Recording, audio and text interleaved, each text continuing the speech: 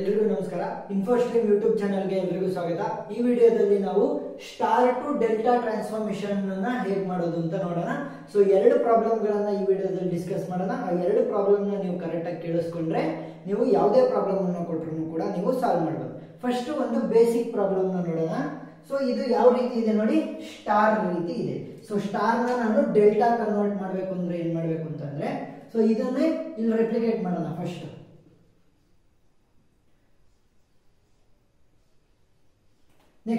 Next ಏನ್ ಮಾಡಬೇಕು ಅಂತಂದ್ರೆ, ಡೆಲ್ಟಾ ಹೇಗಿರುತ್ತೆ ಈ ರೀತಿ ಇರುತ್ತೆ. ಸೊ ಏನ್ ಮಾಡಬೇಕು, ಕನೆಕ್ಟ್ ಮಾಡ್ತಾ ಬರಬೇಕು.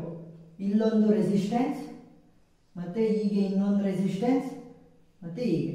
ಸೊ ಇವಾಗ ಏನಾಯ್ತು, ಡೆಲ್ಟಾ ಫಾರ್ಮೇಶನ್ ಅನ್ನ ಮಾಡಿದೀವಿ. ಸೊ ಇವಾಗ ನಮಗೆ ಒಳಗಡೆ ಇರುವಂತದ್ದಕ್ಕೆ ವ್ಯಾಲ್ಯೂ ಗೊತ್ತಿದೆ. ಏನು, 462 4 ಓಮ್ 6 ಓಮ್ ಮತ್ತೆ 2 ಓಮ್. ಸೊ ಇವಾಗ ಹೊರಗಡೆ ಇರುವಂತಹ ಡೆಲ್ಟಾ ಟ್ರಾನ್ಸ್ಫಾರ್ಮೇಶನ್ ಇರುವಂತದ್ದಕ್ಕೆ ನಮಗೆ ರೆಸಿಸ್ಟೆನ್ಸ್ ವ್ಯಾಲ್ಯೂ ಗೊತ್ತಿಲ್ಲ. ಸೊ ಇದಕ್ಕೆ R1 R2 ಮತ್ತೆ R3 ಅಂತ ಕೊಡ್ತೀನಿ.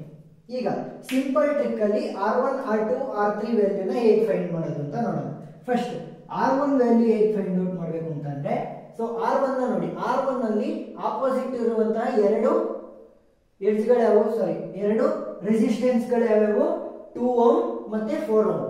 ಸೊ 2 ಪ್ಲಸ್ 4 ಪ್ಲಸ್, ಸೊ ಯಾವ್ಯಾವ್ದು ಆಡ್ ಮಾಡಿದ್ವಿ, 2 ಮತ್ತೆ 4 ಆಡ್ ಮಾಡಿದ್ವಲ್ಲ, ಸೊ ಅದನ್ನೇ ಮಲ್ಟಿಪ್ಲೈ ಮಾಡಿ. 2 ಇಂಟು 4 ಡಿವೈಡೆಡ್ ಬೈ ಯಾವ್ದಾವ್ದು ಮಾಡಬೇಕು, ಇವಾಗ ಇವೆರಡು ಆಯ್ತಲ್ವಾ, ಇನ್ನು ಉಳಿದಿರುವಂತದ್ದು ಯಾವುದು, 6 ಮಾತ್ರ ಉಳ್ಕಂತು. So divided by 6. ಸೊ ಇಷ್ಟನ್ನ ಮಾಡಿದ್ರೆ R1 ಬರುತ್ತೆ. ಏನ್ ಮಾಡಿದ್ವಿ, ಈ R1 ಬೇಕಲ್ವಾ, ಸೊ ಅದರ ಆಪೋಸಿಟ್ ಇರುವಂತ ಎರಡನ್ನ ಫಸ್ಟ್ ಸಪರೇಟ್ ಆಗಿ ಆಡ್ ಮಾಡಿ, ಸೊ ಅವೆರಡನ್ನ ಮಲ್ಟಿಪ್ಲೈ ಮಾಡಿ ಡಿವೈಡೆಡ್ ಬೈ ಇನ್ನು ಒಂದೇ ಒಂದು ಉಳ್ಕೊಂಡಿತ್ತಲ್ವಾ ಸ್ಟಾರ್ ಅಲ್ಲಿ, ಸೊ ಅದನ್ನ ಡಿವೈಡ್ ಮಾಡಿ. ಸೊ ಇವಾಗ ಏನಾಗುತ್ತೆ, 4 plus 2 6 plus 4 2s 8 divided by 6. ಇವಾಗ ಏನಾಗುತ್ತೆ, 6 plus 2 3s 2 4s 8. So 4 by 3, 6 plus 4 by 3 ಅಂತಂದ್ರೆ LCM ಏನಾಗುತ್ತೆ 3, 6 3s 18 ಪ್ಲಸ್ 4 22 ಡಿವೈಡೆಡ್ ಬೈ 3 ಅಂದ್ರೆ ಏನಾಗುತ್ತೆ 7.3. ಸೊ ನೆಕ್ಸ್ಟ್ ಇವಾಗ R2 ವ್ಯಾಲ್ಯೂನ ಫೈಂಡ್ ಔಟ್ ಮಾಡೋಣ. ಸೊ R2 ವ್ಯಾಲ್ಯೂ ಹೇಗೆ ಫೈಂಡ್ ಔಟ್ ಮಾಡೋದು, ಅದರ ಆಪೋಸಿಟ್ ಇರುವಂತಹ ಎರಡು ರೆಸಿಸ್ಟೆನ್ಸ್ ಯಾವು, 4 ohm 6 ohm. So 6 plus 4 plus 6 into 4 divided by, so ಯಾವ್ದು ಯೂಸ್ ಆಗಿಲ್ಲ, 2 ಓಮ್ ನ ಯೂಸ್ ಮಾಡಲಿಲ್ಲ ಇವಾಗ. So divided by 2. 6 plus 4 10 plus 6 4s 24 divided by 2. So 10 plus 24 by 2 ಅಂದ್ರೆ 12. ಸೊ ಎಷ್ಟಾಯ್ತು, 22 ಓಮ್. ಇದು 7.3 ಓಮ್. ನೆಕ್ಸ್ಟ್ R3 ವ್ಯಾಲ್ಯೂನ ಫೈಂಡ್ ಔಟ್ ಮಾಡೋಣ. ಸೊ R3 ನು ಕೂಡ ಸೇಮ್, ಅದರ ಆಪೋಸಿಟ್ ಇರುವಂತವು 2 ohm 6 ohm. 2 plus 6 plus 2 into 6 divided by, ಯಾವ್ದು ಯೂಸ್ ಮಾಡಲಿಲ್ಲ ಇವಾಗ, 4 ಓಮ್ ನ ಯೂಸ್ ಮಾಡಲಿಲ್ಲ. So divided by 4. 6 plus 2 8 plus 6 2s 12 divided by 4. 8 plus 4 1s 4 3s 12. So 8 plus 3 is 11.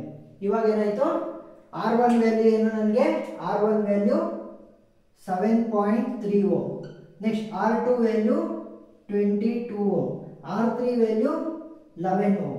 ಇವಾಗ ಏನಾಯ್ತು, ಇದನ್ನ ಸಿಂಪ್ಲಿಫೈಡ್ ವರ್ಷನ್ ಆಗಿ ಈ ಒಳಗಡೆ ಇರುವಂತದ್ದನ್ನ ತೆಗೆದುಬಿಟ್ಟು ಬರೀ ಡೆಲ್ಟಾನ ಹೇಗೆ ಬರಿಬಹುದು, ಸೊ ಇದನ್ನ ಫೈನಲ್ ಆಗಿ ಹೇಗೆ ಬರಿಬಹುದು ಅಂತಂದ್ರೆ ಡೆಲ್ಟಾ. ಸೊ ಡೆಲ್ಟಾ ಫಾರ್ಮ್ ಅಲ್ಲಿ ಬರಿಬೇಕು. ಸೊ ಡೆಲ್ಟಾ ಫಾರ್ಮ್ ಅಲ್ಲಿ ಬರೆದ್ರೆ ಇದು R3 value 11 ohm, R1 value 7.3 ohm, R2 value 22 ohm. Next ಇವಾಗ ಇನ್ನೊಂದು ಟಫ್ ಕ್ವಶನ್ ಅನ್ನ ತಗೊಳ್ಳೋಣ. ಈಗ ಎರಡನೇ ಪ್ರಾಬ್ಲಮ್. ಸೊ ಎರಡನೇ ಪ್ರಾಬ್ಲಮ್ ನ ನೋಡ್ತಾ ಹೋದ್ರೆ, ಸೊ ಎರಡು ತರ ಇದೆ. ಸೊ ಹೊರಗಡೆ ಕೂಡ ರೆಸಿಸ್ಟೆನ್ಸ್ ವ್ಯಾಲ್ಯೂ ಕೊಟ್ಟಿದ್ದಾರೆ, ಒಳಗಡೆ ಕೂಡ ರೆಸಿಸ್ಟೆನ್ಸ್ ವ್ಯಾಲ್ಯೂ ಕೊಟ್ಟಿದ್ದಾರೆ. ಈಗ ನಾನು ಇದನ್ನ ಡೆಲ್ಟಾಗೆ ಕನ್ವರ್ಟ್ ಮಾಡಬೇಕು ಅಂತಂದ್ರೆ ನೋಡಿ, ಒಳಗಡೆ ಇದೆಯಲ್ಲ, ಒಳಗಡೆ ಸ್ಟಾರ್ ರೀತಿ ಇದೆ ಒಳಗಡೆ, ಹೊರಗಡೆ ಡೆಲ್ಟಾ ರೀತಿ ಇದೆ. ಸೊ ಏನ್ ಮಾಡಬೇಕು, ಒಳಗಡೆ ಸ್ಟಾರ್ ಇದೆಯಲ್ಲ ಅದನ್ನ ನಾನು ಡೆಲ್ಟಾ ಕನ್ವರ್ಟ್ ಮಾಡಬೇಕು. ಸೊ ಡೆಲ್ಟಾಗೆ ಹೇಗೆ ಕನ್ವರ್ಟ್ ಮಾಡ್ತೀನಿ ಅಂತಂದ್ರೆ, ಫಸ್ಟ್ ಸ್ಟಾರ್ ಅನ್ನ ಬರ್ಕೊಳ್ಳಿ. ಸೊ ಸ್ಟಾರಿನ ವ್ಯಾಲ್ಯೂಸ್ ಏನು, 6 4 ಮತ್ತೆ 3. 6 ಓಮ್ 3 ಓಮ್ ಮತ್ತೆ 4 ಓಮ್. ಇವಾಗ ಏನ್ ಮಾಡಬೇಕು, ಇದನ್ನ ಡೆಲ್ಟಾ ಕನ್ವರ್ಟ್ ಮಾಡ್ಬೇಕಲ್ವಾ. ಸೊ ಏನ್ ಮಾಡ್ತೀನಿ, ಇದಕ್ಕೆ ಡೆಲ್ಟಾನ ಬಿಡಿಸ್ತೀನಿ.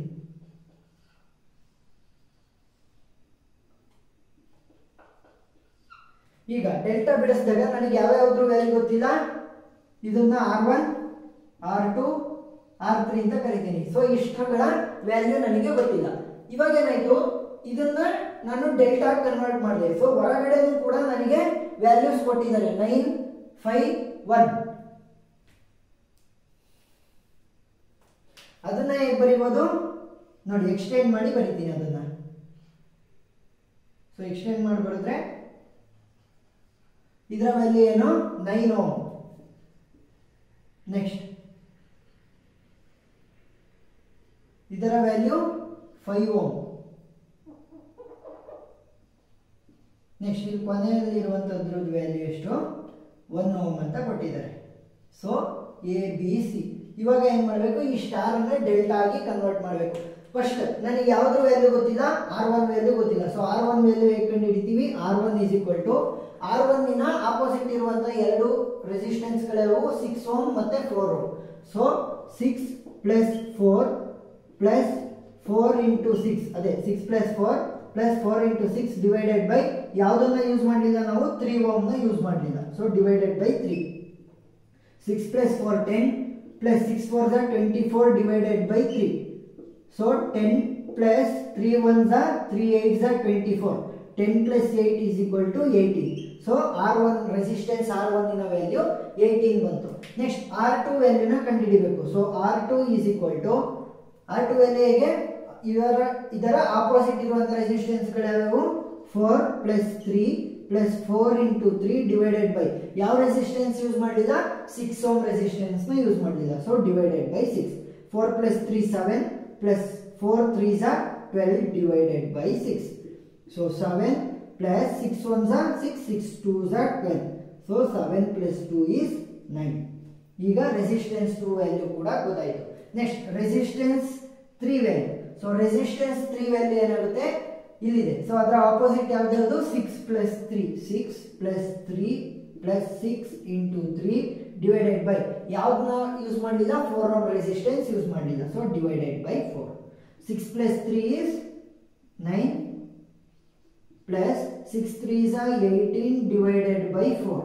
2 2s are 4, 2 9s are 18. So 9 plus 9 divided by 2 ಆಯಿತು. ಸೊ LCM ತೆಗೆದ್ರೆ ಏನಾಗುತ್ತೆ, divide by 2. 9 2s are 18 plus 9. So 9 3s are 9 plus 18 ಏನಾಗುತ್ತೆ, 27 divided by 2. ಸೊ ವ್ಯಾಲ್ಯೂ ಏನಾಗುತ್ತೆ, 2 1s are 2 3s are 6, 2 5s are 10. So ಎಷ್ಟಾಯಿತು, 13.5 ohm. So R1 R2 R3 value ಗೊತ್ತಾಯಿತು. So ಇವಾಗ ಏನ್ ಮಾಡ್ಬೋದು, ಒಳಗಡೆ ಇರುವಂತ ಸ್ಟಾರ್ ನ ಅಳಿಸ್ಬಿಟ್ಟು ನಾವು ಡೆಲ್ಟಾ ಮಾತ್ರ ಇಟ್ಕೋಬಹುದು. ಈಗ R1 value, R2 value, R3 value ಏನೇನಿದೆ ಬರೀರಿ. ಸೊ R1 ವ್ಯಾಲ್ಯೂ ಏನು, 18 ohm. Next R2 value 9 ohm. R3 value ಏನು, 13.5 ಓಮ್. ಈಗ ನೋಡಿ, R2 ಮತ್ತೆ ಈ 1 ಓಮ್ ರೆಸಿಸ್ಟೆನ್ಸ್ ಪ್ಯಾರಲಲ್ ಇದೆ. R1 ಮತ್ತೆ 18 ರೆಸಿಸ್ಟೆನ್ಸ್, ಸಾರಿ R1 ಮತ್ತೆ 9 ರೆಸಿಸ್ಟೆನ್ಸ್ ಪ್ಯಾರಲಲ್ ಇದೆ. R3 ಮತ್ತೆ 5 ರೆಸಿಸ್ಟೆನ್ಸ್ ಪ್ಯಾರಲಲ್ ಇದೆ. ಸೊ ಪ್ಯಾರಲಲ್ ಇದ್ರೆ ಏನ್ ಮಾಡಬೇಕು, ಸೊ ಪ್ಯಾರಲಲ್ ಇದ್ರೆ ಫಾರ್ಮ್ ಇದೆ, ಏನು, ಶಾರ್ಟ್ ಟ್ರಿಕ್. ಯಾಕೆ, ನಾವು ಎರಡೇ ಎರಡು ರೆಸಿಸ್ಟೆನ್ಸ್ ಪ್ಯಾರಲಲ್ ಆಗಿರೋದು. ಸೊ ಫಸ್ಟ್ ಇದನ್ನ ನೋಡೋಣ, R1 ಮತ್ತೆ 9. ಸೊ R1 ವ್ಯಾಲ್ಯೂ ಏನು, 18. So 18 into 9 divided by 18 plus 9. ಇವಾಗ ಏನಾಗುತ್ತೆ, ಪ್ಯಾರಲಲ್ ಇರುವಂತಹ ಎರಡರ ಬದಲು ಈಕ್ವಲೆಂಟ್ ರೆಸಿಸ್ಟೆನ್ಸ್ ಸಿಗುತ್ತೆ. ಇದನ್ನ ಕ್ಯಾಲ್ಸಿಯಲ್ ಲಾಕ್ ಮಾಡಿದಾಗ ಎಷ್ಟು ಸಿಗುತ್ತೆ, 6 ಓಮ್ ನಮಗೆ ಆನ್ಸರ್ ಸಿಗುತ್ತೆ. ಸೊ ಎಷ್ಟು, 6 ಓಮ್. ಯಾವುದಕ್ಕೆ, R1 ಪ್ಲಸ್ 9 ಇರೋದು ಯಾವುದು, R1 ಮತ್ತೆ 9 ಓಮ್ ರೆಸಿಸ್ಟೆನ್ಸ್. ನೆಕ್ಸ್ಟ್ ಇವೆರಡನ್ನ ಮಾಡಿದ್ರೆ ಏನಾಗುತ್ತೆ, 9 ಮತ್ತೆ 1 ರೆಸಿಸ್ಟೆನ್ಸ್ ಇರೋದು 9 into 1 divided by 9 plus 1. 9 1s are 9 divided by 10 ಅಂತ ಅಂದ್ರೆ ಎಷ್ಟು, 0.9 ಓಮ್. ಇಲ್ಲಿಗೆ R2 ಮತ್ತೆ 1 ರೆಸಿಸ್ಟೆನ್ಸ್. ನೆಕ್ಸ್ಟ್ R3 ಮತ್ತೆ 5 ಏನಾಗುತ್ತೆ, R3 ಮತ್ತೆ 5. ಸೊ R3 ವ್ಯಾಲ್ಯೂ ಏನು, R3 value 13.5 into 5 ohm resistance divided by 13.5 into 5. So ಇದರ ಫೈನಲ್ ವ್ಯಾಲ್ಯೂ ಏನು ಬರುತ್ತೆ, ಇದನ್ನ ಕ್ಯಾಲ್ಸಿಯಲ್ ಹಾಕಿ ಮಾಡಿದ್ರೆ 1.35 ನಮಗೆ ಫೈನಲ್ ರಿಸಲ್ಟ್ ಬರ್ತಾ ಹೋಗುತ್ತೆ. ಈಗ ನನಗೆ ಈಕ್ವಲೆಂಟ್ ರೆಸಿಸ್ಟೆನ್ಸ್ ಗೊತ್ತಾಯ್ತಲ್ವಾ. ಸೊ ಏನ್ ಮಾಡಬಹುದು, ಫೈನಲ್ ಡೆಲ್ಟಾನ ಹೇಗೆ ಬರೀಬಹುದು. ಸೊ ಇದು R1 ಮತ್ತೆ 9 ಓಮ್ ಅದನ್ನ ಯೂಸ್ ಮಾಡಿರೋದು ಎಷ್ಟು 6 ಓಮ್. ನೆಕ್ಸ್ಟ್ R3 ಮತ್ತೆ 5 ಓಮ್ ನ ಸೇರ್ಸ್ ಮಾಡಿರೋದು R3 ಮತ್ತೆ 5 ohm, so 1.35 ohm. Next 1 ohm ಮತ್ತೆ R2 ಎಷ್ಟು 0.9 ಓಮ್, 0.9 ಓಮ್. ಇಷ್ಟೇ ಸಿಂಪಲ್. ಸ್ಟಾರ್ ಇಂದ ಡೆಲ್ಟಾಕ್ಕೆ ಕನ್ವರ್ಟ್ ಮಾಡಿದ್ವಿ. So star to delta transformation ಅಲ್ಲಿ ಏನಾದರೂ ಡೌಟ್ ಇದ್ರೆ ಕಮೆಂಟ್ ಸೆಕ್ಷನ್ ಅಲ್ಲಿ ತಿಳಿಸಿ. Thank you.